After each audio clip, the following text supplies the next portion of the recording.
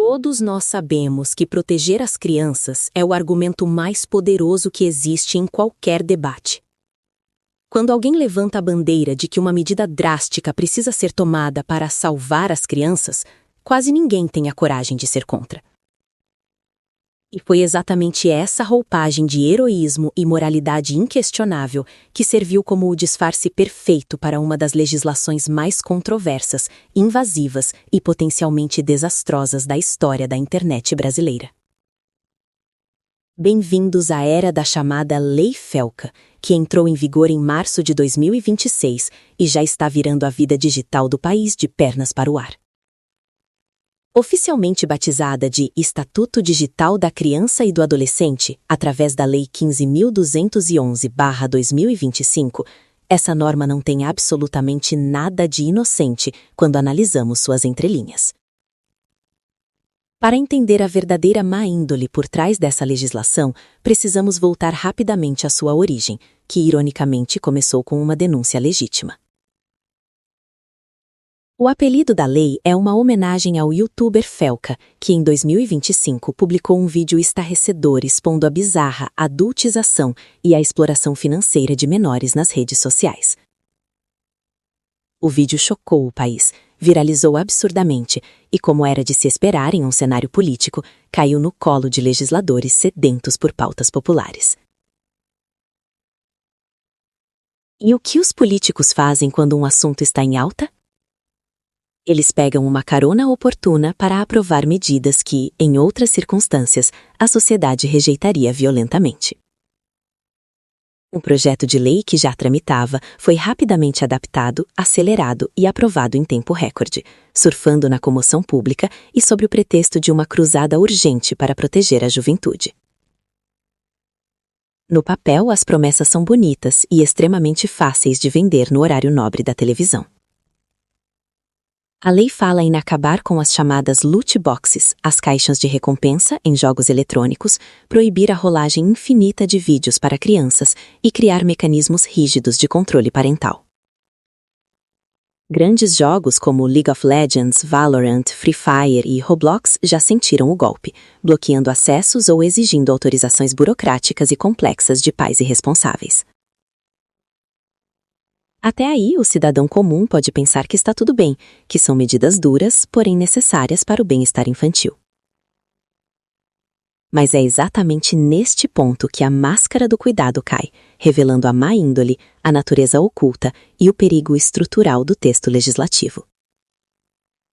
Porque, para supostamente proteger os menores de idade, a lei estabelece que a internet inteira deve tratar todo e qualquer usuário como suspeito até que se prove o contrário. O ponto mais assustador e autoritário dessa legislação é a obrigatoriedade da verificação de idade para acesso a praticamente qualquer serviço online de amplo alcance. Nós não estamos mais falando de simplesmente clicar em um botão dizendo sim, eu tenho mais de 18 anos, antes de entrar em um site.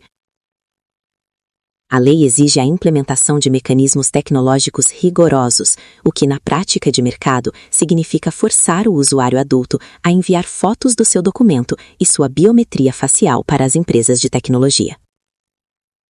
Sim, você terá que entregar o seu rosto e o seu registro oficial apenas para ter o direito de continuar acessando fóruns, jogos, redes sociais e plataformas de conteúdo. Imagine a magnitude do risco de segurança que isso representa em um país onde vazamentos massivos de dados acontecem com uma frequência assustadora. Pense no prato cheio que isso será para hackers e criminosos digitais que poderão colocar as mãos em milhões de selfies validadas e documentos cruzados com perfis reais. Com o avanço sem precedentes das inteligências artificiais, esses dados roubados serão a matéria perfeita para deepfakes impecáveis e golpes financeiros elaborados que destruirão a vida de pessoas inocentes. A Lei Felca força a população inteira a entrar em um sistema de vigilância massiva, decretando de forma silenciosa o fim absoluto do direito à privacidade e ao anonimato na internet. Além do pesadelo irrestrito da privacidade, a legislação exige que todo serviço online com acesso provável por menores tenha uma representação oficial no Brasil, com um CNPJ ativo e responsável. Para as gigantes do mercado, as famosas Big Techs, isso é apenas um troco de padaria. Elas pagam os escritórios de advocacia, coletam seus dados valiosos e seguem lucrando normalmente. Mas para pequenos desenvolvedores, criadores de jogos indie, projetos independentes de código aberto e startups estrangeiras, isso se torna uma muralha burocrática intransponível. Em vez de lidar com a complexa malha tributária brasileira e com a ameaça constante de multas milionárias que podem chegar a 10% do faturamento de um grupo, essas empresas menores vão escolher o caminho mais óbvio. Elas vão simplesmente bloquear os acessos vindos do Brasil, fechando as portas de seus serviços e inovações para nós. Estamos literalmente construindo um muro digital ao redor do nosso próprio país, isolando o Brasil do cenário tecnológico global e sufocando o nosso mercado. E por que tudo isso está acontecendo? A resposta a essa pergunta é o que torna a fundação dessa lei ainda mais revoltante. Toda essa engrenagem de controle foi criada e justificada porque um grupo expressivo de pais negligentes se recusa a assumir a responsabilidade básica de supervisionar o que os próprios filhos fazem em frente a uma tela.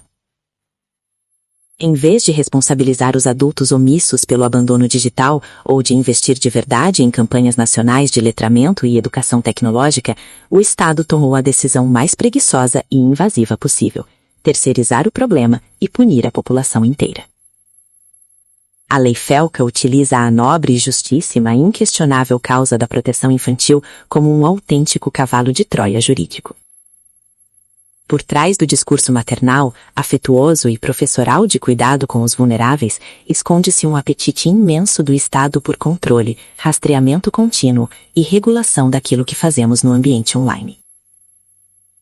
Ao forçar a identificação obrigatória e rastreável na porta de entrada de cada site ou aplicativo, cria-se propositalmente ou não a ferramenta perfeita para mapear quem você é, o que você consome, com quem você conversa e o que você diz. É a centralização máxima de poder, a arquitetura de um banco de dados de vigilância sem precedentes, tudo perfeitamente embrulhado para presente, com o rosto inocente de uma criança. A grande verdade é que o problema central do legislador nunca foi apenas proteger os pequenos de predadores escondidos na web ou de vícios precoces em caixinhas de recompensa coloridas. O objetivo político latente sempre foi encontrar uma desculpa que a sociedade civil jamais tivesse coragem ou articulação moral para rejeitar. Foi a oportunidade de ouro para empurrar goela abaixo uma agenda de rastreio e monitoramento, sobre a qual, sob qualquer outro nome, o povo brasileiro faria enorme oposição. Portanto, da próxima vez que você ouvir um discurso apaixonado dizendo que precisamos abrir mão de um pouco da nossa liberdade e privacidade para salvar as crianças, desconfie profundamente. A história está cansada de nos mostrar que a verdadeira má índole quase sempre se esconde nas legislações que fingem nos dar um abraço, enquanto na calada da noite estão apenas testando